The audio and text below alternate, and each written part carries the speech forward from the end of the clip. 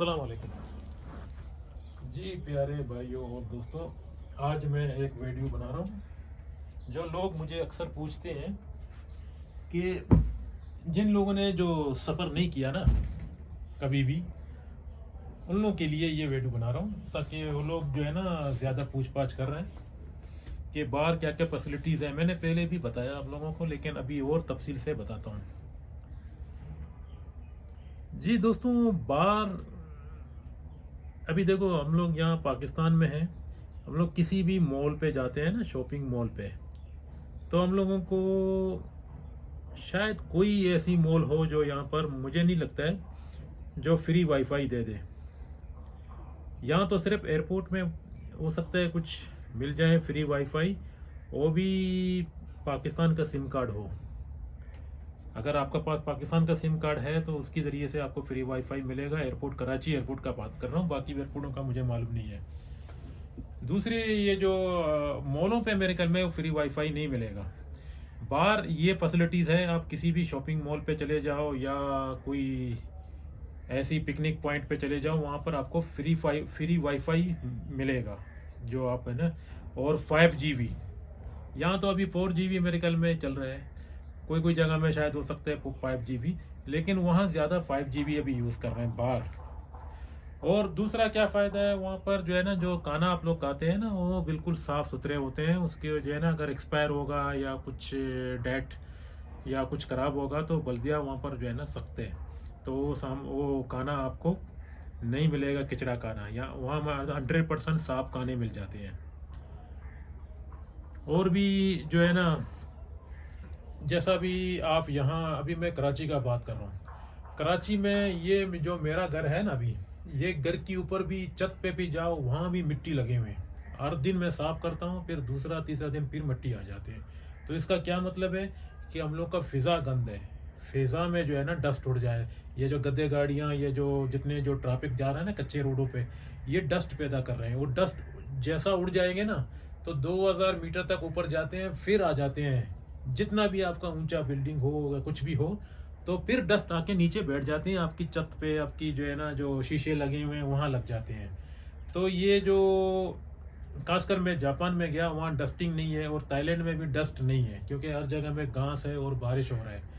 और जापान में बर्फबारी होता है, कनाडा में बर्फबारी होता है, वहाँ डस्ट का तो बिल्कुल सवाल ही पैदा नहीं होता है क्योंकि वहाँ बर्फ़ गिरता है और बर्फ़ों के ज़रिए जो पानी लगता है ना, ये शीशा खुद ही साफ़ हो जाते हैं। तो जैसा आप अपना रूम में सो रहे हैं तो आपको अच्छा नींद मिल जाएगा क्योंकि डस्टिंग नहीं है, एलर्जी नहीं है, गंदगी नहीं है, पेशाब है।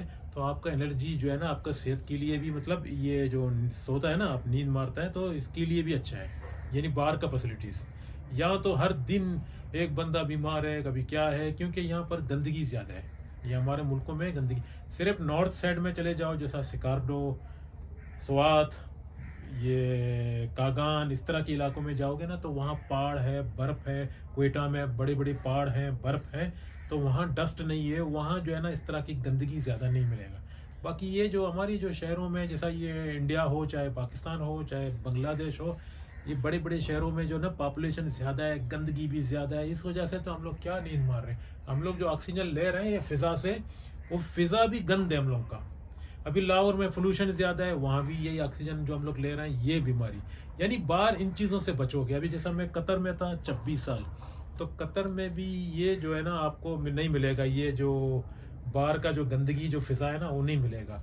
आसमान ब्लू ब्लू दिखता है, वहाँ गर्मी है, लेकिन गर्मी से भी आप बचा हुआ है क्योंकि मस्जिद कंडीशन, माहौल कंडीशन, आपके पास छोटा गाड़ी होगा वो भी कंडीशन, आप कहीं भी चले जाओ आपको बड़े बड़े कंडीशन जो है ना, ये मॉलों में, शॉपिंग सेंटरों में, हर जगह में मिल जाते हैं। तो इसका मतलब है गर्मी सिर्फ बाहर थोड़ा निकलेगा वहीं पर गर्मी है जो लेबर के लिए। बाकी अगर आपका पास जॉब अच्छा है तो आपको गर्मी नहीं लगेगा, आपका पास गाड़ी होगा, सब कुछ होगा।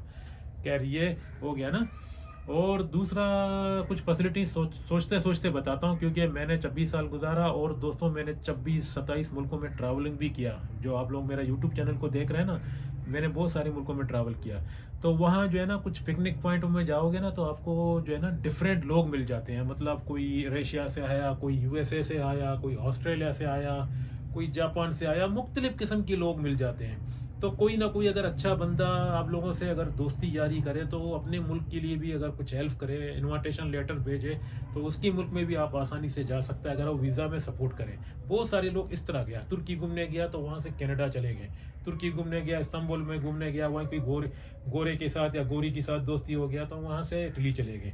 इस तरह भी फैसिलिटीज़ मिल जाते हैं। मैं आप लोग का गारंटी बताता हूँ, कोई भी अगर मिल जाए दोस्त कोई अच्छा सा, उसके साथ लिंक बनाओ, दोस्ती यारी करो, तो वो सपोर्ट करते हैं अपने घर अपने मुल्क में बुलाने के लिए। ये फैसिलिटी भी आपको मिलेगा।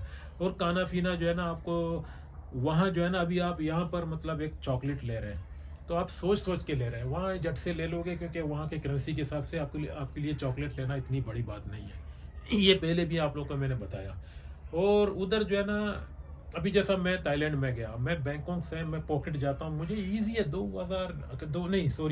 800 बात मैंने देखा, अरे ये 1000 का नोट है, उसमें से सिर्फ मैंने एक टिकट ले लिया, बाकी 200 बात मेरे को और मिल गया, 200 रुपया मतलब थाईलैंड का और मुझे वापस मिल गया। मैंने 800 रुपया दे दिया, मुझे तो इतना महसूस भी नहीं हुआ।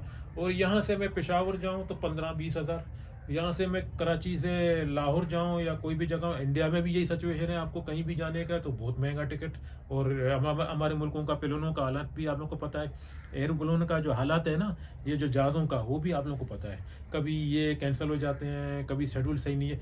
अभी थाईलैंड में, मलेशिया में एरो एशिया जा रहा है, वी जेट जा रहा है, और दूसरा ये बहुत सारे लोकल प्लेन है, जो टैक्सी प्लेन जो होते हैं, जो सस्ते होते हैं एकदम। तो उस तरह जो है ना, आप डोमेस्टिक भी चले जाओ चाहे इंटरनेशनल भी चले जाओ। जैसा कि मैं इंडोनेशिया एरो एशिया में से, मैं इंडोनेशिया गया था एरो एशिया एयरलाइंस से, तो तकरीबन एरो एशिया मुझे कितना पड़ा, जाने आने का टिकट यहाँ से बैंकॉक से जकार्ता, फिर जकार्ता से कोलालमपुर, कोलालमपुर से फिर ये बैंकॉक, कितना पड़ गया, 3500। 3500 मैंने यूं ऐसा दो बार ऐसा गिना तो पूरा हो गया, बस दे दिया आने जाने का टिकट। कितना फैसिलिटीज हो गया, यानी उसकी करेंसी में के हिसाब से जो है ना, वहाँ अगर कोई बंदा कमा रहा है तो उसको ये 3000, 2500, 2000 देने में इतना तकलीफ नहीं होता है। और उसको जो है ना अच्छा खासा फैसिलिटीज़ वहाँ पर मिल रहा है, अच्छा सैलरी मिल रहा है, तो उसको तकलीफ नहीं होता है इस तरह की चीज़ों पर। तो ये फैसिलिटीज़ मैंने आप लोगों को बताया, ये चीज़ मिल जाते हैं आप लोगों को। और दूसरा आपका डिमांड होगा वहाँ जो है ना, बाहर आपको कुछ ब कुछ जो है ना, कुछ ब कुछ डिसिप्लिन भी हो जाएगा, लोगों को देखेगा उठने बैठने में थोड़ा, वहाँ के लोग किस तरह उठते हैं, किस तरह बैठते हैं, आयरन नहीं लगता है। अभी जैसा जापान में मैं सो रहा था किसी होटल में, होटल की बाजू में एक मेन रोड था, लेकिन गाड़ियाँ जा रहे हैं आ रहे हैं, कोई आयरन नहीं मारता है, पों पें पें, ये डिस्टर्बिंग वगैरह कुछ नहीं है।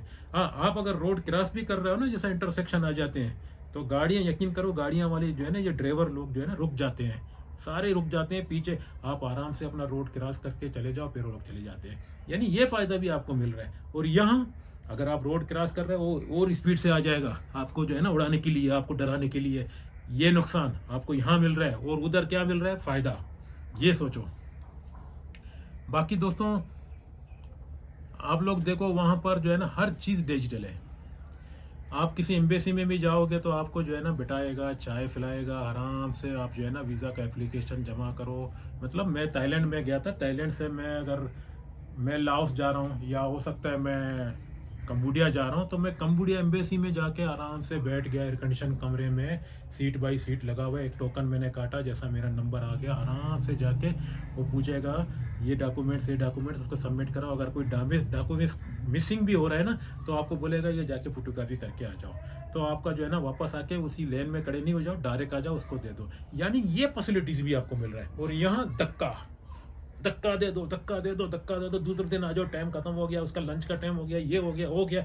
ये चीज़ों को समझो कि यहाँ कितना तकलीफ है और क्या वहाँ कितना फैसिलिटीज़ है, ये चीज़ों को समझो। और मैं आप लोगों को ये भी बताता हूँ, उधर सबसे अच्छे गाड़ी आप भी चला सकते हो।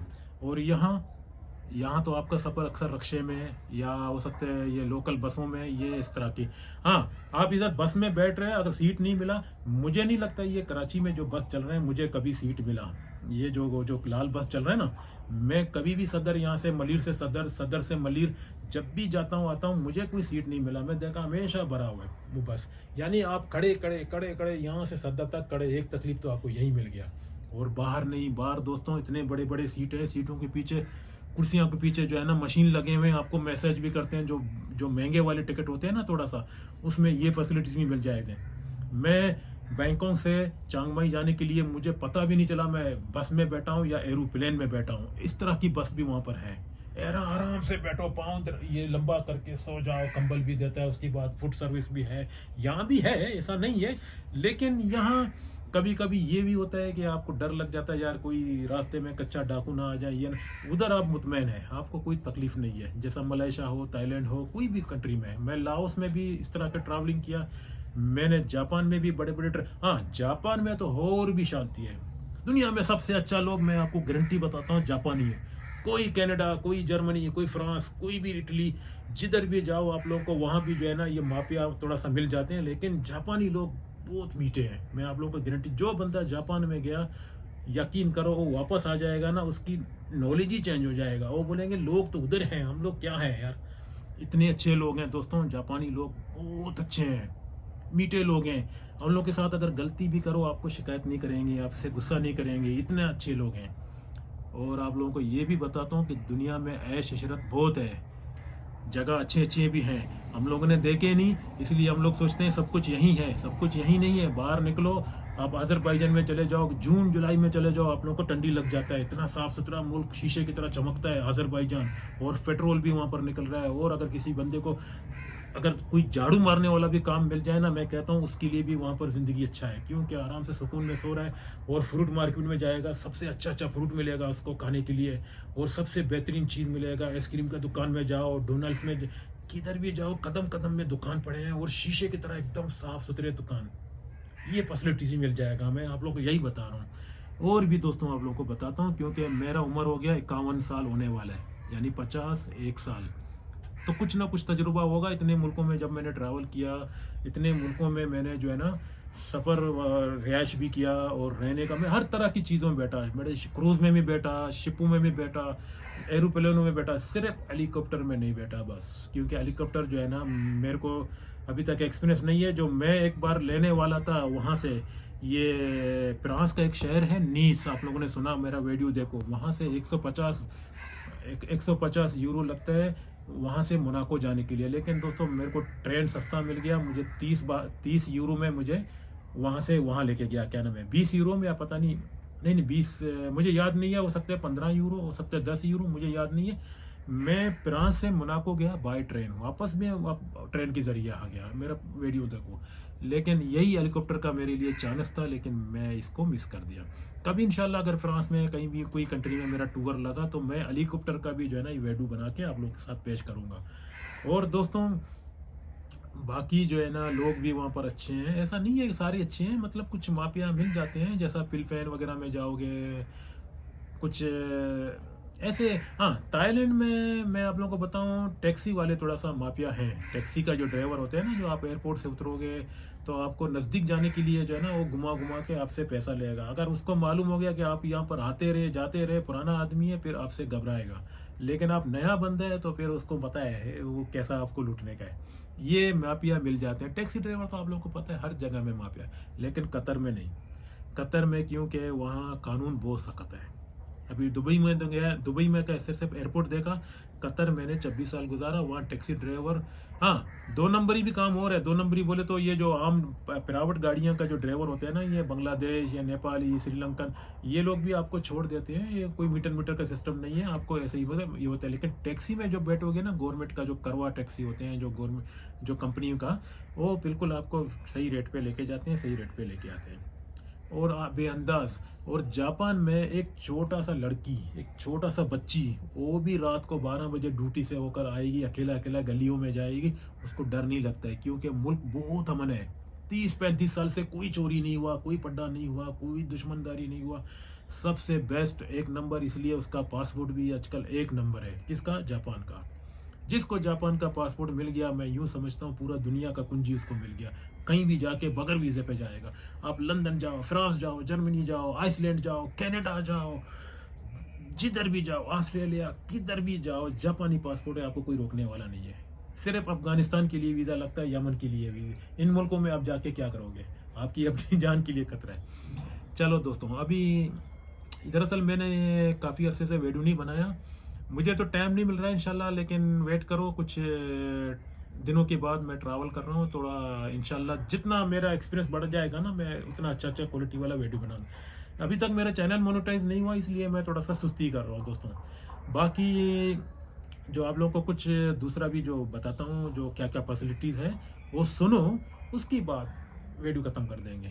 ये बातों सुनो, क्योंकि ये कभी भी आप लोग जाओगे, हाँ थाईलैंड में अगर आप लोग जाओगे या इंडोनेशिया में या मलेशिया में, आप देखो अगर आपको 1 महीना बैठना है तो आप जो है ना बाहर एक ऐसा अकोमोडेशन ढूंढो फेसबुक से या बुकिंग.com से। बुकिंग.com का अंदर भी जो है ना महंगे आ जाते हैं, लेकिन आप लो प्राइस को देखो। उसके बाद फिर आप जो है ना कोई हॉस्टल या कोई चीज़ देखो तो उसको मंथली पूछो, मंथली कितना देने का है। अगर आपके साथ फैमिली है तो फिर स्टूडियो रूम देखो। स्टूडियो रूम ये होता है कि 2 रूम है, एक छोटा सा किचन है मिनी, और उसके बाद एक जो है ना छोटा सा कपड़ा लटकाने वाला जगह है टॉयलेट के साथ। तो ये जो है ना आपका अच्छा खासा गुजारा हो जाएगा। आप दिन में जाके कहीं भी घूमो और शाम को लौट के आ जाओ। और ट्रेन भी पास है, बसें भी जल्दी आपको लेकर आते हैं, ट्रेन भी आपको जाने आने में लेकर आते हैं। तो ये मतलब आपको तकलीफ नहीं होगा। आप ये सिटी में घूम रहे हैं, अगर आप इस सिटी से कहीं दूर भी जाओगे तो अपना सामान यहाँ रखो। आपने ऑलरेडी पेमेंट कर दिया ना, ये तो आपने ऑलरेडी कर दिया, तो बड़े बड़े ब्रीकेस अपने घर पे रखो। एक छोटा सा बैग ले लो, जाके किसी और सिटी में, जैसा कराची से लाहौर जाके 2 दिन 3 दिन के बाद वापस आ जाओ। मिसाल दे रहा हूँ कराची लाहौर का, वहाँ तो मतलब आप चांग माई चले जाओ, बैंकॉक से है ना चांग माई, तो 2 दिन 4 दिन 5 दिन वहाँ बैठ के वापस आ जाओ। फिर अपना अकोमोडेशन है जैसा अपना अपना घर है, बैंकॉक में आपने लिया या पताया में लिया या कहीं भी लिया, अपने अकोमोडेशन जो अपार्टमेंट होते हैं ना जो मंथली, तो वो सस्ता पड़ जाते हैं। हाँ, दूसरा एक चीज़ बता रहा हूँ आप लोगों को, थाईलैंड में जब आप लोग जाओगे तो अगर मंथली आप लोगों ने ले लिया ना कोई घर, तो मीटर को चेक करो। जो बिजली का मीटर होता है ना, उसमें नंबर खुद अपने हाथों से लिखो। इस तरह की माफिया थोड़ा है, वो जो ओनर होते हैं ना, वो बिजली का बिल अगर थोड़ा सा कम आएगा, आपने नहीं रेटिंग किया, नहीं लिखा, तो अपने हाथों से वो जो है ना बढ़ा देगा या झूठ बोलेगा, उसका कमीशन मिलेगा। अगर एक बिल्डिंग के अंदर यूं समझ लो 80-90 कमरे हैं, मिसाल दे रहा हूँ, तो एक कमरे से अगर वो 2000 भी कमा रहा है चुपके चुपके, मतलब कंडीशन नहीं चलाया, बोलते हैं ये हो गया, आपसे नुकसान कर रहा है, आपको पता नहीं चल रहा है, आप देगा उसको, आप बोलेगा हाँ इसने तो लिख दिया, ये देखो बिल है, ऐसा झूठ बोलते हैं ना। ये चीज़ है, आप लोग को इन चीज़ों से होशियार हो जाओ। पानी का बिल और बिजली का बिल, इन चीज़ों से होशियार हो जाओ। अगर आपने मंथली ले लिया, अगर आपने किसी होटल में ऑलरेडी ये लिया ना, कोई बिल का कोई सिस्टम नहीं है, तो फिर वो छोड़ दो। हाँ, होटल भी मिल जाते हैं, आप लोग मंथली लोगे तो थोड़ा डिस्काउंट हो जाता है। अगर हॉस्टल लोगे तो मंथली वीकली इस तरह हो जाती है, ये फैसिलिटीज़ भी हैं दोस्तों। अगर आप लोग छोटा सा भी काम कर रहे हो ना बाहर, यकीन मानो आप लोग अच्छे से अच्छे गाना गा रहे हो, क्योंकि किसी भी घर में या किसी भी जगह में आप लोग काम कर रहे हैं, वहाँ जो है ना अच्छे गाने बनते हैं, तो आप लोगों को भी दे देते हैं। और यहाँ भी ऐसा नहीं है कि यहाँ भी ऐसे लोग हैं अच्छे अल्हम्दुलिल्लाह, लेकिन ज़्यादा वहाँ अच्छा माहौल मिल जाता है। बाकी जापान में जो है ना कदम कदम में ट्रेन स्टेशन है, आपको कोई जगह में जाना है तो आप 5-10 मिनट में पहुँच जाओगे, ये फैसिलिटी। अगर यहाँ मलीर में अगर मैं सदर में जाऊँ तो मुझे 1.5 घंटा 2 घंटा तो चाहिए, क्योंकि यहाँ से मैं जाऊँगा दूसरा बस के ज़रिए से, फिर ट्रैफिक जाम, रोड क्लियर नहीं है, ये जाते जाते उधर मेरा खाना ख़राब हो जाएगा सदर तक पहुँचते। वहाँ ऐसा नहीं है, वहाँ सीट बाई सीट है, ट्रेन बिल्कुल खाली पड़े हैं। जापान में बने हुए भी हैं, लेकिन आपको सीट मिल जाता है, लोग अच्छे हैं। वहाँ कोई जल्दबाजी नहीं करता है, जापान में कोई धक्का नहीं लगता है, कोई आपको टोकर नहीं मारता है। आप पहले पहुँच गया तो पहले बैठ जाओ। अगर वो बंदा आपसे बाद में आया, आपका सीट में नहीं बैठेगा। उसूल परस्त लोग हैं, कानून है वहाँ पर। देखो ट्राई करके, जापान का वीज़ा पाकिस्तान से फ्री कॉस्ट है, कोई वीज़ा मतलब फीस नहीं लगता है, लेकिन आपका डॉक्यूमेंट सही होना चाहिए बराबर। मैं 11 बार जा चुका हूँ। मुझे कैसा मिला था, मैंने पहले कतर से लगाया, फिर मैंने पाकिस्तान से भी लगाया, मैं जाके आया। जापानी लोग अच्छे हैं, लेकिन अफसोस मैंने वहाँ कुछ बनाया नहीं अपना कुछ। अगर वहाँ जम जाता तो मेरा आज ये हाल नहीं होता, तो मैं भी वहाँ पर परफेक्ट हो जाता था। लेकिन खैर नसीब का बात है, कल शायद मेरा नसीब कुछ और होगा, परसों मेरा नसीब कुछ और होगा, आगे मौत भी आ रहा है, ये सारे होते रहते हैं। बाकी दोस्तों मैं कुछ बातें जो है ना हमेशा सोचता हूँ, लेकिन जब कैमरे के सामने आता हूँ तो भूल जाता हूँ। थोड़ा सा वक्त दीजिए, 2 सेकंड या 3 सेकंड या 1 मिनट के दरमियान, मैं कुछ ऐसे भी बात जो है ना मेरा जहन पे नहीं आ रहे हैं। अभी मैं ये बंद करूँगा, फिर मेरे जहन पे आ जाते हैं। बाकी दोस्तों बाहर हर चीज़ मैंने आप लोगों को बताया डिजिटल है, और यहाँ आप लोगों को हर चीज़, अभी ये देखो ये कुर्सी मैंने लिया, ये कुर्सियों को जो है ना इतना डिजिटल नहीं है, इतना खास नहीं है। जो बाहर अगर कोई आम आदमी, बेरोजगार आदमी का पास भी घर पे चले जाओ तो आपको अच्छा सा फॉर्म, अच्छा सा, क्योंकि चीज़ अच्छी है वहाँ पर। और बड़े लोगों के पास अगर आप काम कर रहे हैं, उसकी चीज़ अगर थोड़ा सा भी ये पुराना हो गया तो आपको दे देते हैं, अपना रूम में यूज़ कर दो। यानी उसका जो कीमती सामान है वो हमेशा लेते जा रहे हैं ना, तो आपको दे देते हैं। यहाँ भी ऐसे हैं, हमारे इस्लामाबाद में कहीं भी चले जाओ बड़े लोगों के पास या डिफेंस में, जो चीज़ पुराना होता है लेकिन इधर अक्सर नहीं देते हैं, क्योंकि वो समझते हैं यार इसको मैं भेजूंगा मेरे को और भी फ़ायदा होगा। लेकिन वहाँ नहीं, वहाँ बड़े बड़े अरबी लोग जो है ना अपना अच्छे से अच्छे सामान जो है ना टूट जाते हैं, ज़रा सा भी टूट गया तो आपको दे देते हैं। आप अगर उसके घर में काम कर रहे हैं, आपके साथ अच्छा है, अगर आपके साथ अच्छा नहीं है तो फिर आपका अल्लाह अल्लाह के सल्ला। और दूसरा दोस्तों, फ्रूट भी वहाँ पर साफ़ सुथरे हैं, राशन भी साफ़ सुथरे हैं, आइसक्रीम के दुकान भी वहाँ पर साफ़ सुथरे हैं। हर चीज़ अगर आप लेना चाहोगे, रात को 12 बजे भी उठ जाओ, आपको जो है ना सुपर मार्केट मिल जाते हैं। किस तरह के super market? 7-Eleven, family mart, ये लुइसन, पता नहीं कौन से और भी जो कंपनियां हैं, वहाँ बड़े बड़े कंपनियों का जो है ना बड़े बड़े जो है ना दूर दूर तक शाख पड़े हैं। आप कहीं भी चले जाओ, किसी गांव में भी, थाईलैंड में किसी गांव में भी रात के 12 बजे आप उठ जाओ, आपको भूख लगा हुआ है, आप जाके चंद कदम सिर्फ आगे जाओ, देखो ओपन है, 24 आवर्स शॉप ओपन पड़ी है। अभी हमारा मलिर में रात को 12 बजे के बाद कुछ दुकानें बंद हो जाते हैं। किसी को भूख लग गया तो सुबह तक वेट करें, या मतलब या अपना किचन में जाके कुछ ढूंढे, या नहीं मिला तो फिर होटल में जाके, अगर होटल भी बंद है तो फिर आपका सुबह तक वेट करना पड़ेगा। वहाँ ऐसा नहीं है, आप 3 बजे भी रात को उठ जाओ, 4 बजे भी उठ जाओ, या 2:30 बजे भी उठ जाओ, आपको थोड़ा सा मतलब कुछ खाने पीने का है तो आप जाके आराम से बाहर लेके आके आ सकता है। पानी का ज़रूरत है या कुछ भी, मतलब मिसाल दे रहा हूँ, कोई भी सहूलत आपको मिल जाते हैं, ये मतलब है दोस्तों। और जापान में नींद इसलिए अच्छा मिलता है, वहाँ एक तो आयरन नहीं लगता है और लोग शोर शराबा नहीं करते हैं। अब किसी भी होटल में या किसी भी हॉस्टल में जाओ, अगर आपके पास जो है ना 2-3 बंदे और भी सो रहे हैं तो वहाँ एक कानून बनाया गया, तो आप आराम से सो जाओ, किसी को डिस्टर्ब नहीं करो। नहाने का है, दूसरा जगह में टॉयलेट पड़े हैं, वहाँ से आराम से नहा के आ जाओ। यहाँ जो है ना एक छोटा सा लाइट चला हुआ है, क्योंकि आपको टोकर ना लग जाए किसी के साथ, लेकिन आप अपना कमरे में आराम से सो जाओ, कोई डिस्टर्ब नहीं। अगर मोबाइल भी यूज़ कर रहा है तो आप आराम से जाके बाहर बात करो, वापस आके यहाँ बैठ जाओ। इस तरह की माहौल है वहाँ पर। ट्रेन में भी शोर से बात नहीं करते, हो भाई साहब कैसा है, ऐसा ऐसा नहीं है। मैं खुद जापान में टोक्यो से होक्काइडो गया था। होक्काइडो दोस्तों 4 घंटे का सफ़र है। ये जो शिनकनसन ट्रेन, मेरा वीडियो को देखो पहले पुराना, तो 4 घंटे का अंदर मुझे यूँ नहीं ऐसा महसूस नहीं हुआ, पूरा ट्रेन भरा हुआ था आदमी से, सीट बाई सीट, लेकिन किसी का भी आवाज़ नहीं आ रहा है, शोर शराबा नहीं हो रहा है, क्योंकि जानते हैं कोई डिस्टर्बिंग करना बुरी बात है, वो लोग जानते हैं। यहाँ हमारे ट्रेन में बैठो, ओ भाई साहब कैसा है, ओ भाई साहब, वो आपके साथ बैठा हुआ है वो भी आपको डिस्टर्ब कर रहा है, ये आपको बाहर नहीं मिलेगा। मेरा मतलब है ये फैसिलिटीज़ भी है बाहर, और यहाँ नहीं है।